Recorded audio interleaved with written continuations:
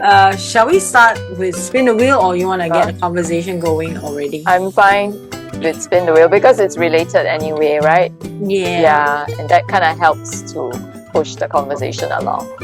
Let's see what we get.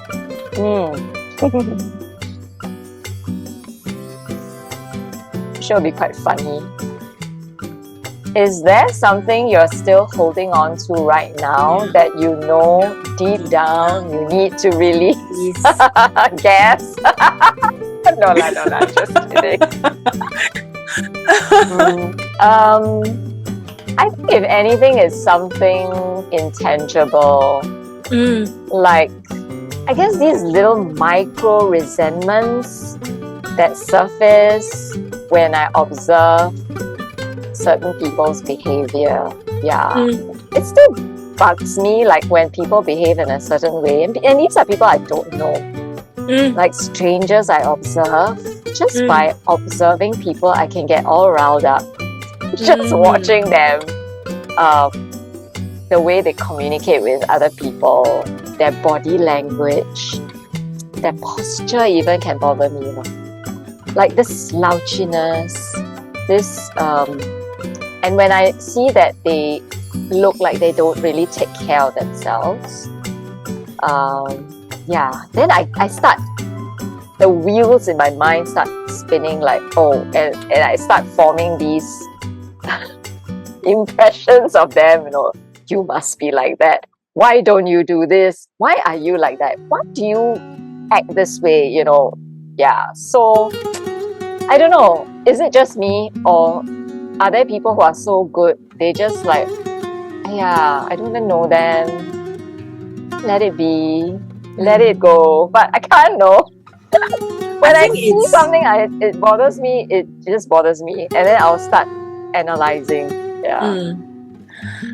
I feel that there are people who don't even notice other people, so that's the other end of the spectrum, right? And I think what I have learned, because I can be that way too, like if I see someone, and this could be people I know, right, complaining about the bad health, but then I see their habits, I see what they eat, right, then in my mind I already form like a judgment even, and say, well, it's no wonder because you eat like that, and then this is what you do, then how to be healthy, right? So in my mind, of course, I will not verbalize it, right, depending on how close. So I don't say it, but what I've learned is to catch myself, like, because thoughts are thoughts, but whether we want to hang on to it, it's another thing, right? So when I have these thoughts, they will come up, I'll just like, okay, I let it float by, I'm not going to latch on it.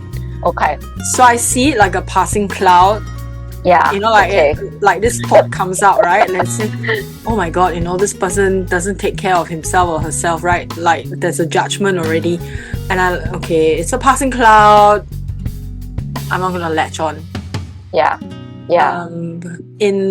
think in certain practices, maybe in Buddhism and maybe other practices, they call it the grasping mind, right? You grasp, you hang on to it, and then you ruminate, right? Yes. So and this is surprisingly common with people on a spiritual path. So people who are not on a spiritual path, like has no concept of what spiritual, they rarely do this, because I think it's like two sides of the same coin. Like if you have the capacity to want to grow, then you are constantly being tested like all these things coming in. Correct.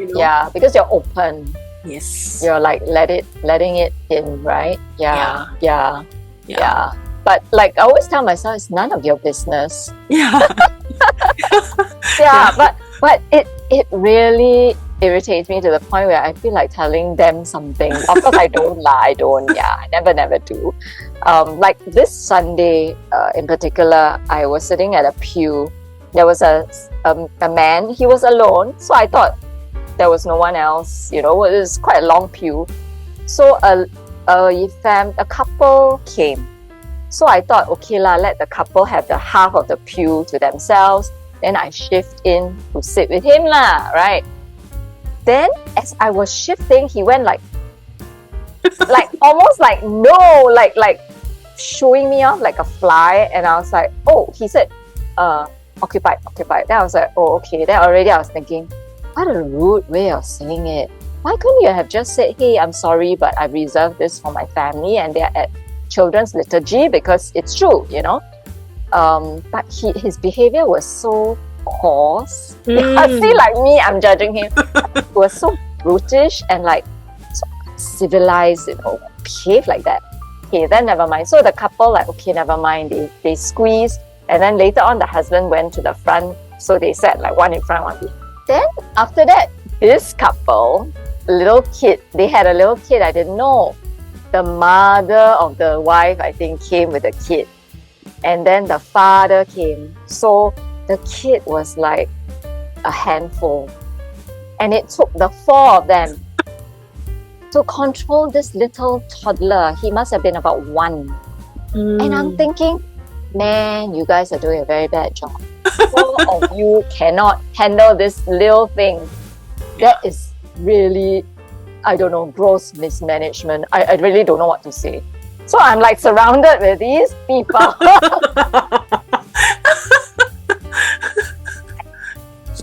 And I'm like, oh my gosh, like, this is so bad. Such bad parenting, such bad grandparenting.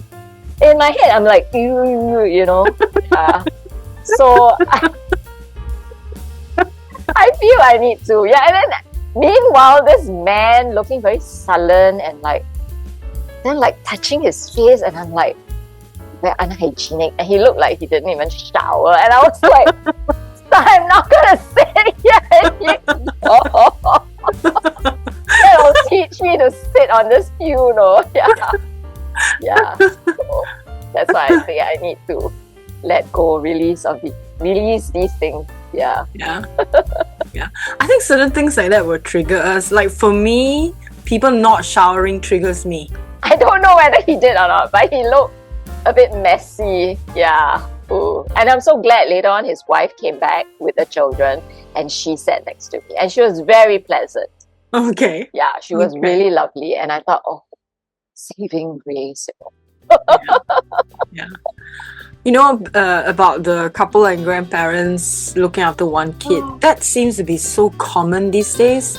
I find that it takes even I hear about people, right, looking after their kids. They have a helper, and then the grandparents are involved to take care of one sick child.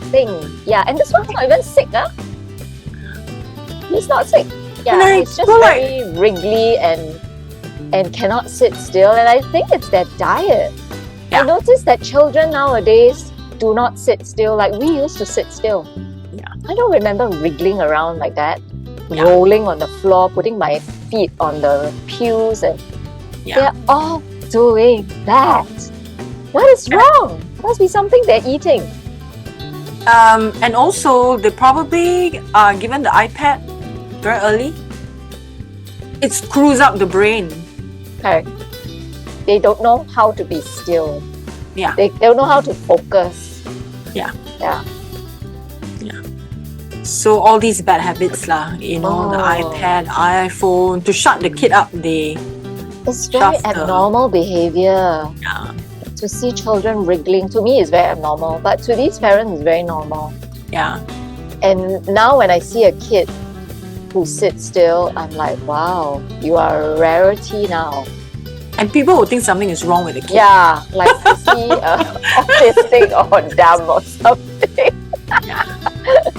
Yeah. So ridiculous. Definitely a lot to do with the food, the environment, the food, the electronics, all that is, and like the Wi-Fi. And children are so vulnerable, right? Stimulation, Yeah, they're overly stimulated, unfortunately. Okay, sorry. That was a very long answer. It's okay. It was a good discussion. A good discussion. I think in alignment with our topic.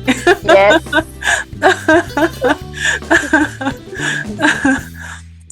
Okay, your turn. Let's go. Next one.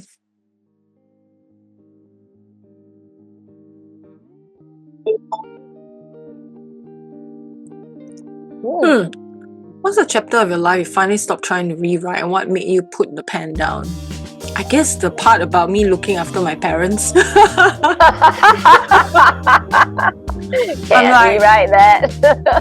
In my Actually, you mind, can, I'm like, but yeah, you've taken the higher ground. You're walking the higher ground. yeah, but I don't know. Sometimes I wonder.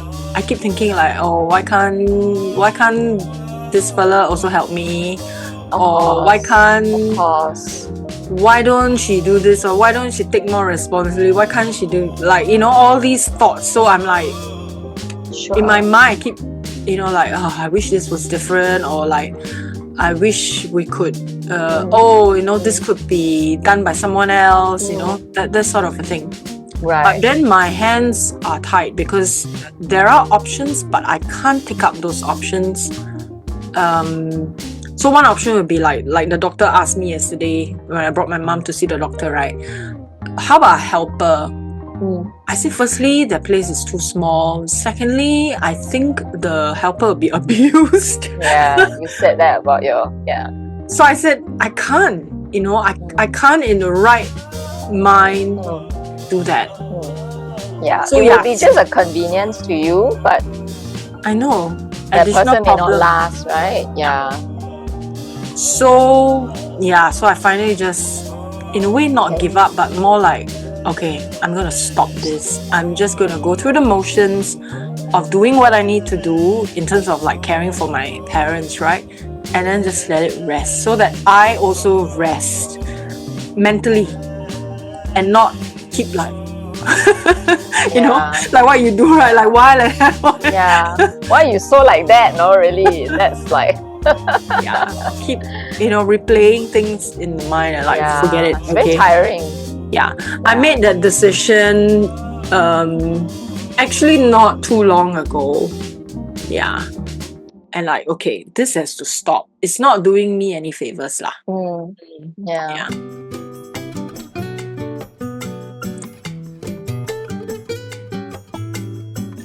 What's something about midlife that nobody talks about, but absolutely should?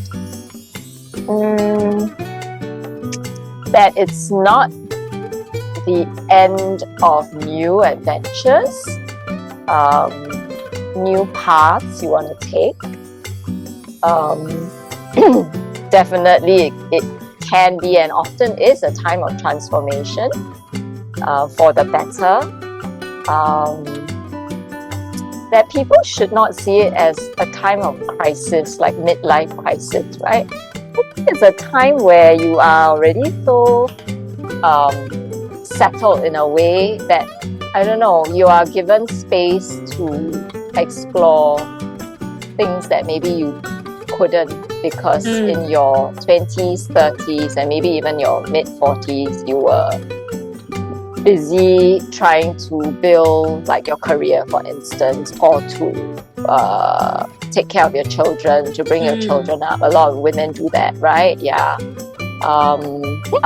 So I think it's a very exciting time.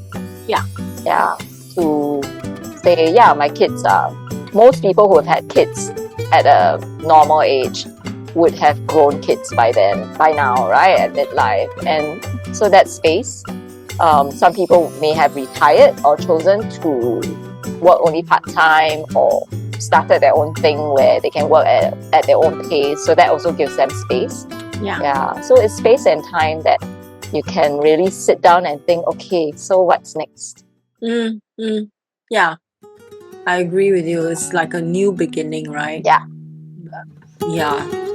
Unfortunately, a lot of people have very, I don't know, maybe they, society also brainwashes us, right? Like when you're midlife, it's like over. Downhill. Your over the life is hill. over. But it's not. And because we live longer now, it's actually the second half of your life. This is the next part. Which is exciting.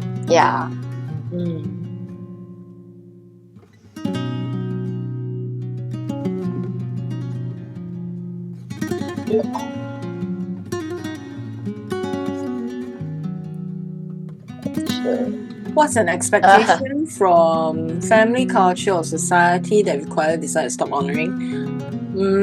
I think I have well, I'm divorced, so that one is already, you know, forget it. You know, my happiness is better or more important. I think that the other thing also people like to ask is, are you gonna get into a relationship? Yeah. Almost like an expectation that you shouldn't be alone, that you should, you know, get into a relationship, have a partner. No lah, like, you know, that's society's expectation, not mine. Yeah. In terms of taking care of my parents, I think they have an expectation, but I'm not doing it to fulfill that expectation. I'm doing it out of care. I'm doing it, you know, so but other things like, you know, visiting for Chinese New Year, like I don't. I've stopped that. So my Chinese New Year is very quiet. There's nothing, you know, like other than seeing my parents, but I don't visit family, relatives and all that. Yeah. Oh yeah, the other thing I think I think you will definitely agree with this is that as a midlifer, you have to dress a certain way. You know, like how our like the past generation, right? They wear like those pajamas looking thing. Like, I mean, you don't have to, you wear whatever you want. Yeah. Correct. Yeah. Let's do one last round. Okay.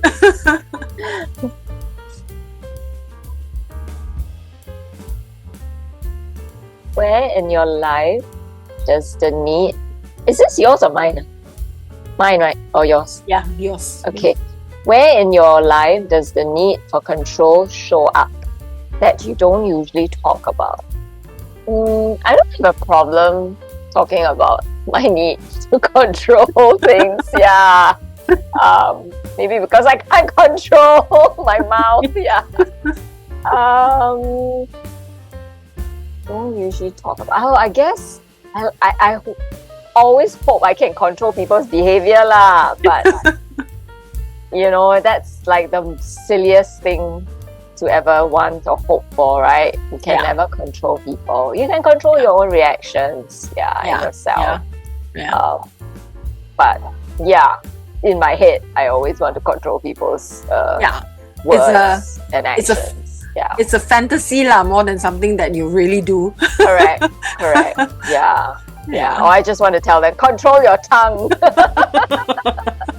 Control your child.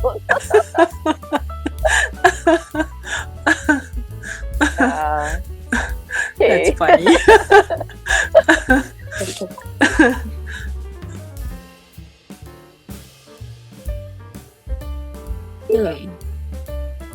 What did you have to completely surrender before your life could actually begin? At what point of my life are we talking about? Yeah.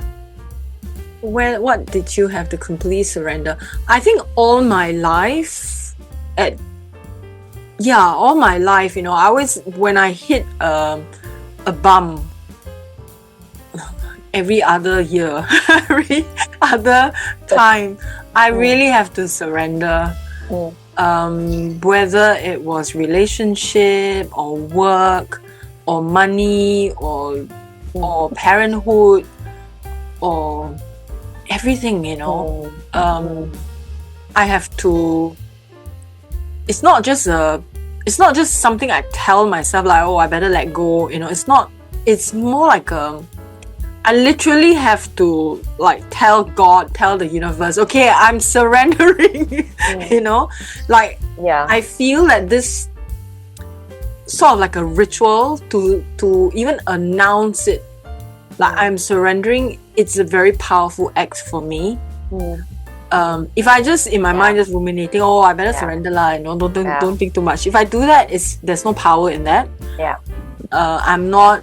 It's just me talking to myself, right? I mean, I'm not really accountable.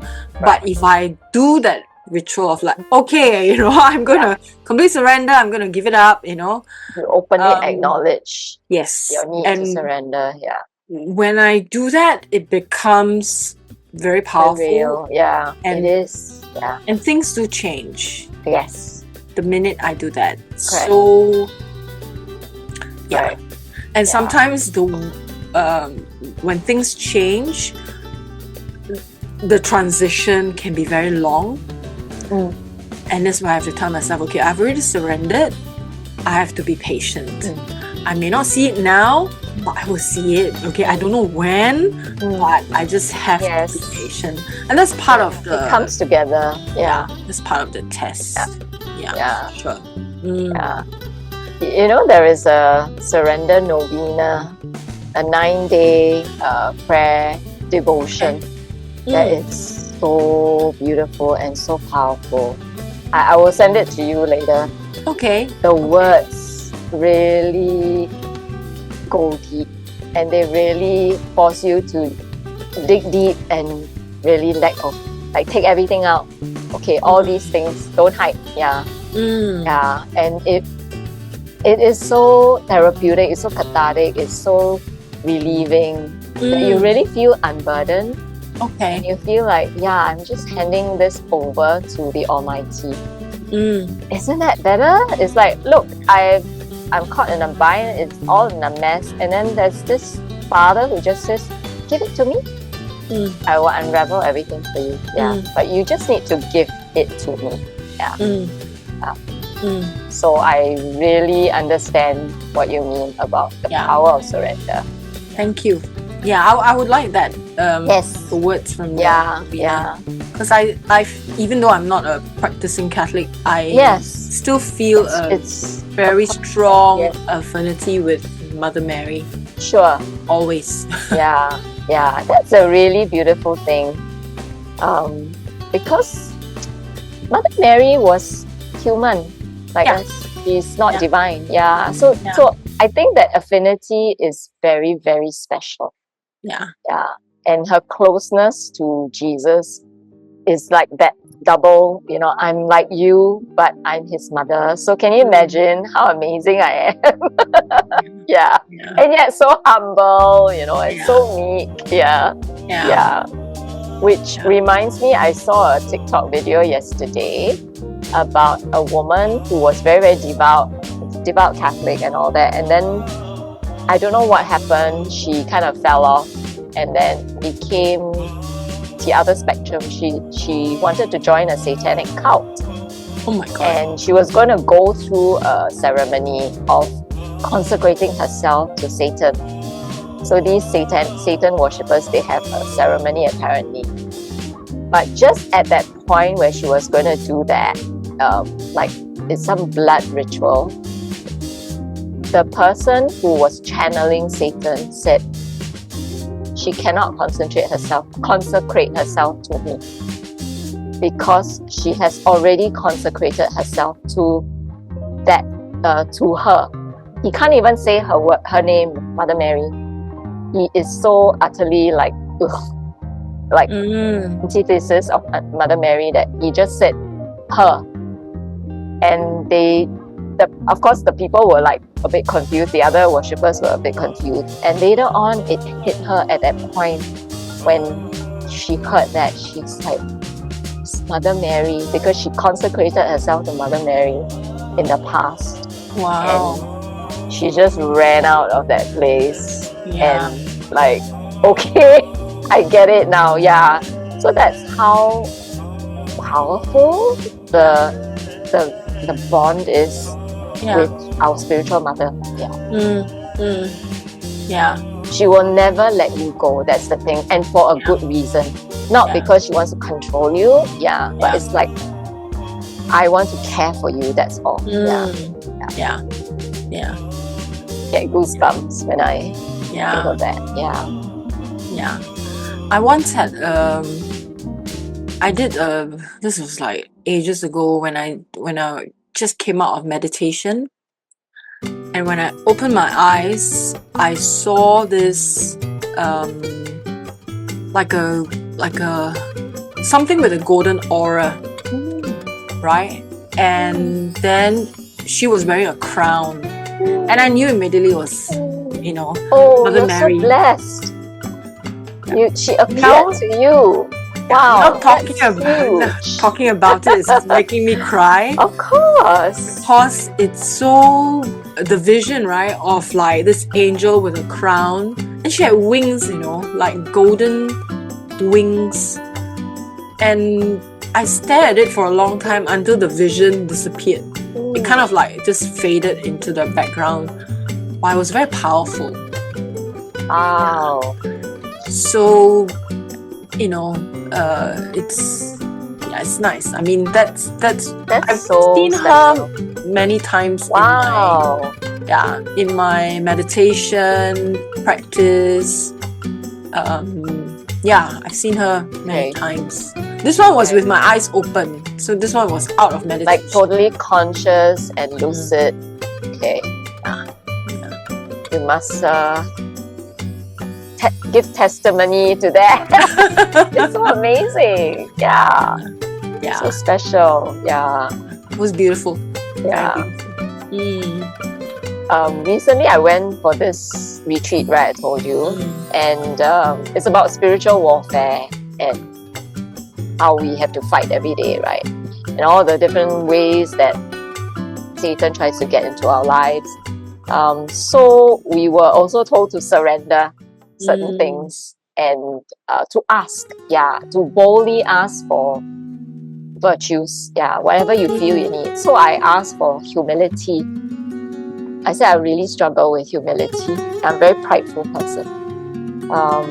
And so it ended on Sunday. Monday, Tuesday. Okay, Tuesday I went for, every time I go for Mass, after Mass I'll go to the grotto and I will pray at Mother Mary's grotto. And that Tuesday was just very different. I cannot explain. I felt her actually putting on a shawl and she said, this is the shawl of humility.